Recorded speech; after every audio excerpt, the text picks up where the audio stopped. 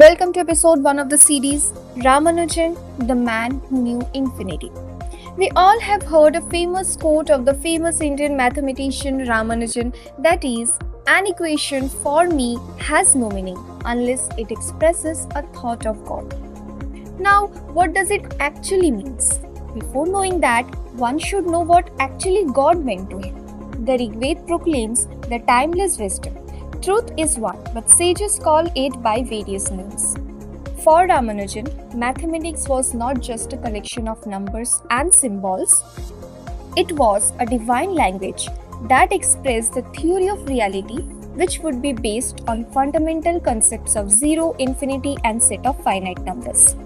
According to Ramanujan, the appropriate symbol was the number zero, which is absolute, that is, the Nirgun Brahman. On the other hand, he looked the number infinity as the totality of all possibilities, which was capable of becoming manifest in reality, and which was inexhaustible. He claimed that the product of infinity and zero would supply the whole set of finite numbers. Sounds strange, right? Okay, so let me tell you an interesting controversial result with the sum of real number which tends to infinity equals to minus 1 by 12. Yes, this does not make sense in context of traditional sense but have meaning in analytic continuation and Ramanujan's summation.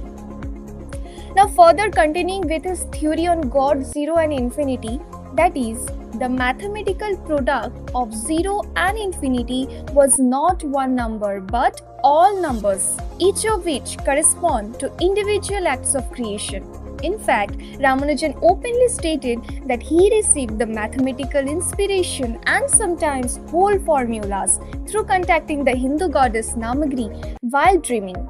He understood spirituality through mathematics. Zero and infinity, like Namagri, were mathematical object of veneration for him, while every rational integer was his personal friend. And hence, he claimed, an equation for me has no meaning unless it expresses a thought of God.